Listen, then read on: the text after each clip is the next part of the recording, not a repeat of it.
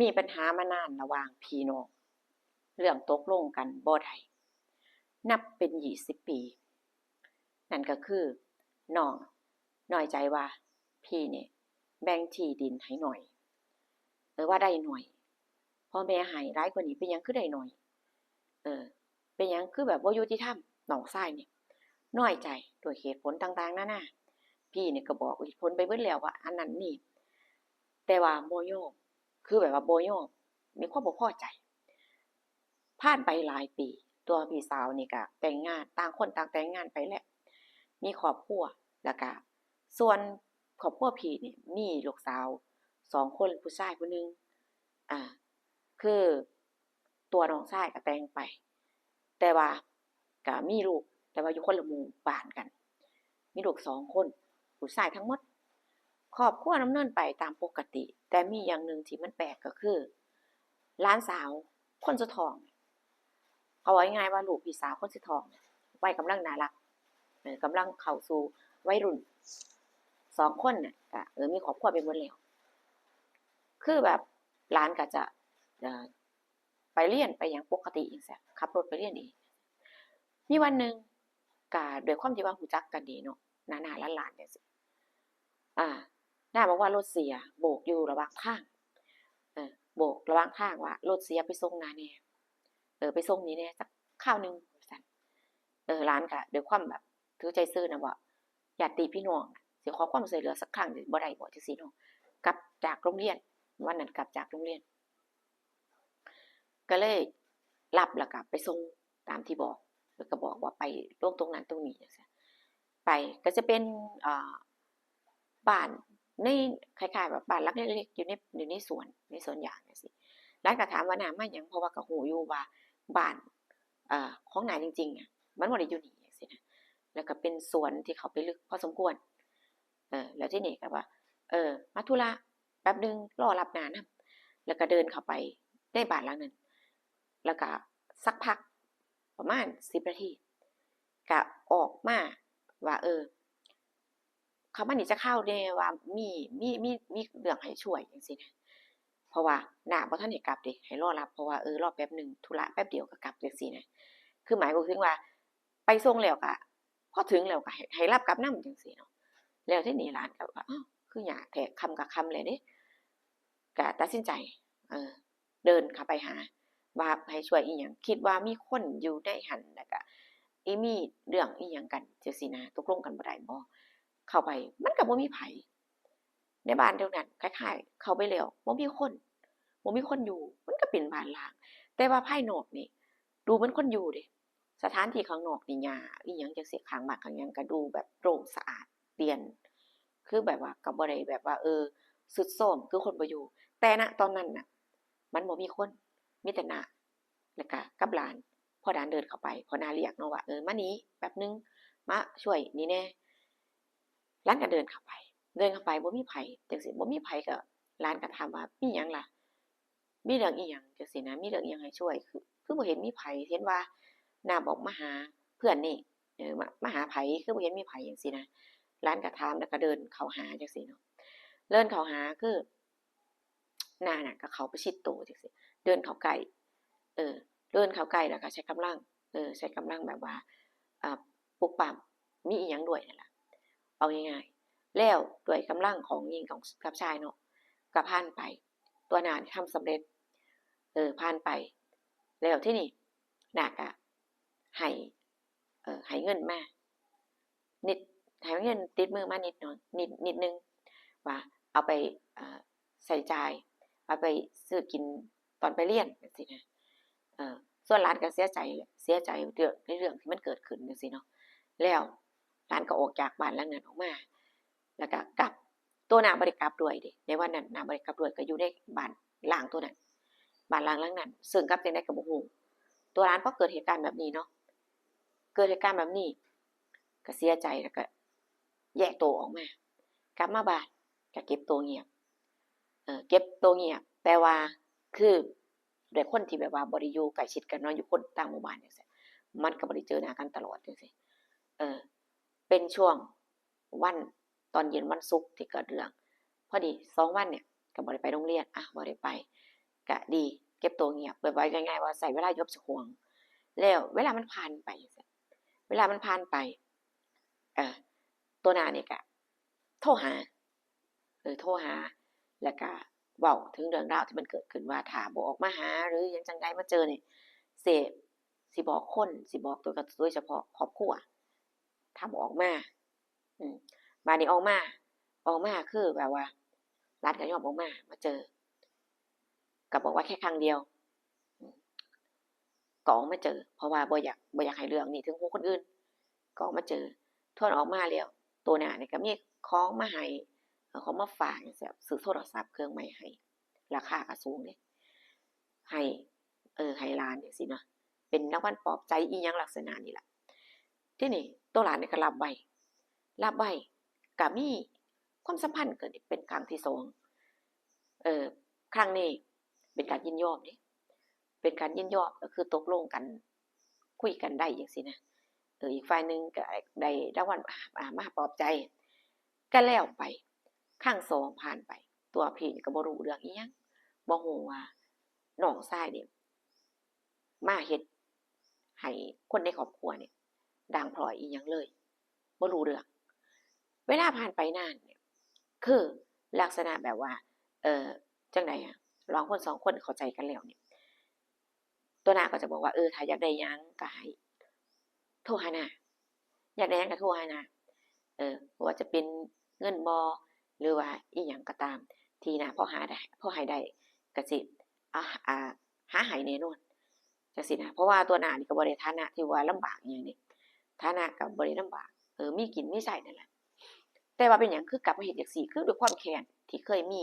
ที่ฝังใจมานานกับพี่สาวก็เลยอยากจะแบบว่าเฮ็ดแก้แค้นอิหยังจังซี้นะเวลาผ่านไปเป็นเดือนๆนะบางครั้งบางทีตัวหลานจะโทรหาเอง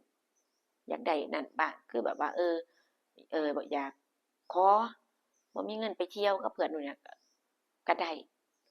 อยากได้อยากได้เท่าใดได้เท่านั้นเอาง่ายๆซะตามที่ตัวเองต้องการเลยเกิดเป็นความแบบว่าจั่งใดอะมันเป็นความพอใจเกิดเป็นความพอใจขึ้นมาแบบว่าอย่างที่บ่น่าเชื่อตัวน่าเองนี่ก็ติดอกติดใจชื่นชอบแล้วที่ตัวหลานนี่ก็ถือว่าเอ่อโอเคไปกันได้คือหมายถึงว่ามันเป็นมีสิ่งล่อตาล่อใจเนาะเอาง่ายๆบ่แบบว่าต้องการหยังก็ได้จังซี้นะแล้วก็เฮ็ดให้คน2คนนี่แฮปปีทั้ง2ฝ่ายก็อยู่แบบนั้นอยู่แบบคนบ่รู้มาตลอดแล้วทีนี้วันหนึ่งทางฝ่ายน้องสะใภ้เนี่ยก็มาหาทางฝ่ายป้าเนาะว่าสิเฮ็ดจั่งใดดีกับเรื่องนี้เริ่มแบบว่าเริ่มจะรู้เริ่มจะรู้แล้วว่าเรื่องระหว่างผัวกับหลานนี่เริ่มจะมีคนเว้าใส่หูแล้วก็เริ่มจะมีข่าวมีหลักฐานว่า2คนเนี่ยมีความสัมพันธ์กันมานานแล้วอิหยังประมาณนี้นะก็เลยมาคุยว่าเฮ็ดจั่งใดสิเฮ็ดจั่งใดกับเรื่องนี้ดีมันเป็นเรื่องที่ผิดแต่ว่าก็เฮ็ดจั่งใดล่ะผัวคือเป็นคนแบบนี้กว่าจะรู้เนาะกว่าจะรู้ว่าผัวเนี่ยกับหลานเนี่ยมีความสัมพันธ์กันก็นับเป็นเข้ากับ2เดือนอืมแล้วทีนี้ก็มาปรึกษามีฮอดหลักฐานมาให้เบิ่งพร้อมว่า2คนเนี่ยมีความสัมพันธ์อิหยังจั่งใดแหน่ทางพี่สาวเนาะเห็นแล้วโอ้รับบ่ได้เป็นหยังคือเฮ็ดจั่งซี้จั่งซี้แต่ว่าส่วนหนึ่งก็พอเข้าใจแล้วว่าจุดประสงค์เนี่ยเพื่ออยากจะแก้แค้นแบบว่า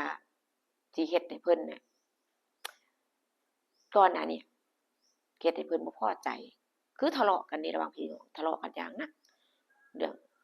สมบัตินอกกายของพ่อแม่สร้างไว้นั่นแหละพอพ่อแม่บ่อยู่ก็บ่ถูกกันระหองระแหงจังซี้นะแล้วพี่นั่นก็เลยพี่สาวนี่ก็เลยไปหาว่าเป็นหยังคือเฮ็ดจั่งซี้เป็นหยังคือนี่มันสายเลือดโตเป็นแม่นว่าสิมีเรื่องราวบ่เข้าอกเข้าใจกันระหว่างพี่น้องแต่มันบ่ควรเฮ็ดเดะมันหลานมันก็บ่รู้เรื่องรู้ราวคือพี่สาวก็เว้าไปหลายเนาะเว้าไปคือแบบว่าในความคิดตัวเองอะนะ แล้วที่นี่น้องชายก็สวนมาว่ามันบ่แม่นว่าความต้องการข่อยแต่ฝ่ายเดียวเดะสิโทษข่อยก็บ่ได้จริงอยู่แรกๆก็คิดว่าสิเฮ็ดให้พี่สาวเสียใจนั่นแหละแต่ว่าพอเฮ็ดไปแล้วอีกฝ่ายหนึ่งก็เกิดแบบว่าเกิดความเชิญชอบแล้วก็เข้าใจกันดีจังซี่ต่างฝ่ายต่างแฮปปีมันเป็นความต้องการทั้งสองฝ่ายน้องชายว่ามันเป็นความต้องการทั้งสองฝ่ายสิโทษข้อยฝ่ายเดียวบ่ได้บ่เชื่อเจ้าก็ถามลูกเบิ่งติอาตัวน้องชายก็บอกไปว่าถ้าบ่เชื่อก็ถามลูกเบิ่งถามลูกเจ้าเบิ่งว่ามันจริงบ่ข้อยบ่ได้ใส่ร้ายหรือว่าเอาตัวรอดแค่ฝ่ายเดียวเดะเรื่องแบบนี้ถ้าเกิดว่าอีกฝ่ายหนึ่งบ่ยินยอมมันก็บ่สามารถที่จะดำเนินต่อกันได้น้องชายก็บอกแบบนี้เนาะแล้วคือตัวพี่สาวก็บ่รู้ว่าสิอ่าเอาจั่งใดต่อในเมื่อน้องเว้ามาแบบนี้น้องก็บอกว่าเรื่องแบบเนี้ยมันก็คือว่ามันเป็นใจกันทั้งสองฝ่ายข้อยบ่ได้เป็นบาปแต่ฝ่ายเดียวซะเอาง่ายๆตัวพี่ก็แบบว่าเอ่อหน้าแตกกลับมาบ่คิดว่าคือแรกๆก็คิดว่ามันเป็นนำผู้ใหญ่ใหญ่ปานนี้แล้วก็ยังเป็นหยังคือเฮ็ดแบบนี้จังซี้นะก็บ่ได้โทษลูกตัวเองซะเอาง่ายๆแรกๆอาจจะแบบว่าเริ่มต้นบ่สวยก็จริงแต่ว่าต่อมามันคือแบบมันคือความแบบแฮปปีทั้งสองฝ่ายก็จริงเขาเว้ามันถูกเบิดจังซี้นะซึ่งแม่ก็บ่สังเกตว่าลูกน่ะมีสิ่งของใช้ที่แบบว่าเกินกำลังของตัวเองสิหาได้เพราะมันว่าเจ้าของบ่เป็นคนวัยทำงานบ่ได้ทำงานจังซี้นะโทรศัพท์ใหม่บ้างเงินทองใช้แบบว่าอ่าบ่ได้เดือดร้อนพ่อแม่จังซี้นะคือมันก็มีสิ่งที่แปลกอยู่สำหรับแม่แต่บ่ได้สังเกตก็บ่ถามบ่อยากรู้ว่าลูกเอามาจากไสใดมาจั่งใดจังซี้เพราะปกติแล้วเขาบ่ได้ทำงานแม่นบ่พอเขาใช้เงินแบบล้นมือแบบเนี้ยมันต้องมีที่มาได้มาจากไสเอามาจั่งใดแม่นบ่แต่แม่บ่เคยสงสัยไงบ่เคยถามลูกแล้วทีนี้มารู้อีกทีหนึ่งก็ไปสอบลูกต่อไปสอบเอาความจริงว่ามันเป็นจั่งใดเรื่องที่เขาเว้ากันเนี่ยมันจริงบ่จังซี้นะทางลูกสาวนี่ก็ว่าจริงยอมรับว่าจริงเคยก็คือมีความสัมพันธ์กันมานานแล้วเริ่มต้นลูกก็เล่าไปความจริงแล้วว่าเริ่มต้นน่ะมันเป็นแบบนี้แต่ว่าพอนานๆพอมีหลายๆครั้งต่อมาจังซี้มันก็เป็นความเข้าอกเข้าใจลูกสาวว่ามันความเข้าอกเข้าใจและลูกก็บ่เห็นว่ามันจะมีอิหยังที่จะต้องแบบ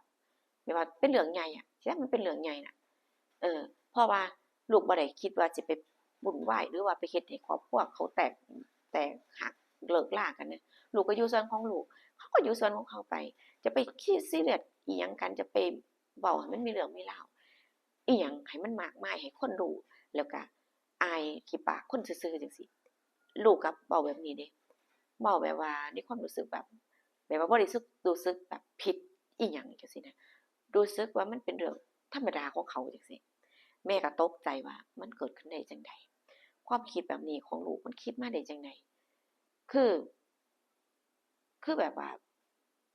บ่คิดบ่ฝันว่าลูกตัวเองจะเป็นคนแบบนี้เออลูกก็ว่าลูกก็คบมีแฟนเป็นตัวเป็นตนเดะตอนเนี้ยลูกก็คบลูกมีแฟนเป็นตัวเป็นตนลูกบ่ได้คิดว่าสิจริงจังคือเอาง่ายๆว่าเด็กเนี่ยเอาง่ายๆว่าลูกสาวเนี่ยนะก็สิคิดว่าเออมีคนเปย์มีคนให้แล้วก็บ่ได้คิดว่าจะเป็นอ่าสิไปยึดติดว่าคนคนเนี้ยจะต้องเป็นของเขาแต่คนเดียวจังซี้จะต้องใช้ชีวิตครอบครัวอยู่กินกันจังซี้เขาบ่ได้คิดถึงตรงนั้นเขาคิดว่าในช่วงเวลาอยากได้ก็ได้แลกเปลี่ยนเล็กๆน้อยๆคุ้มอยู่โอเคจบคือแบบเด็กวัยรุ่นจังซี้นะเขาบ่ได้เขาบ่คิดอิหยังไปไกลจังซี้น่าจะเป็นเพราะแบบนี้มากกว่าแม่ก็คอหักเนาะคอหักว่าลูกเป็นหยังคือเป็นคนแบบนี้คือคิดแบบพ่อแม่บ่เคยสอนให้ลูกเป็นคนแบบนี้บ่เคยสอนให้ลูกมีความคิดแบบนี้อีกอย่างหนึ่งมันก็เป็นเครือญาติเป็นญาติพี่น้อง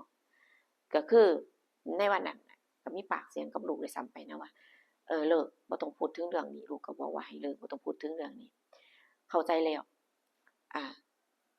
อยากให้มันจบอะเพราะว่าถ้าเว้ามันมากไปก็คือตัวเองนี่ก็มีแฟนอยู่แล้วเดะมีคนที่ชอบอยู่แล้วมันถึงหูเขามันสิเป็นจั่งใดจั่งซี้นะบ่อยากให้มันยืดเยื้อบ่อยากให้มันต่อคือโอเครู้แล้วจะให้มันจบเดี๋ยวสิเฮ็ดให้ทุกอย่างมันจบเองบ่ต้องพูดบ่ต้องพูดอีกต่อไปจังซี้นะลูกก็พยายามแบบว่าบอกบอกแม่ไปว่าบ่ต้องเว้าต่อรู้แล้วเข้าใจแล้วก็คือเดี๋ยวจะเคลียร์ทุกอย่างเองจังซี้เนาะอืมก็เคลียร์ทุกอย่างเองจะให้มันจบเองจังซี้ตัวน้าเองนี่ก็เอาง่ายๆว่าบ่ได้รู้สึกผิดแล้วก็สาใจด้วยซ้ำว่าเฮ็ดให้พี่สาวนี่แบบว่าตรอมใจช้ำใจแม่นบ่เพราะว่าอิหยังควรที่จะเอ็นดูควรที่จะรักลูกหลานตัวเองบ่เป็นหยังคือเฮ็ดแบบนี้จังซี้นะด้วยความที่ว่าพี่สาวน่ะแต่มันก็เกิดขึ้นแล้วก็บ่ฮู้ว่าสิแก้ปัญหาจั่งใดดีถ้าเกิดว่า2คนเดินหน้าต่อไปมันก็บ่มีไผที่จะไปแยกได้เออเพราะว่ามันกลายเป็นเรื่องสมยอมแล้วก็เป็นเรื่องที่แบบว่าแฮปปีทั้ง2ฝ่ายมันบ่มีฝ่ายใดฝ่ายหนึ่งบังคับกันเดะแล้วทีนี้2คนเนี่ยก็เริ่มตีตัวออกห่างกันหน้าหลานนี่เริ่มตีตัวออกห่างด้วย1คือหลานน่ะก็มีแฟนอยู่จังซี้นะเขามีแฟนเป็นตัวเป็นตนจังซี้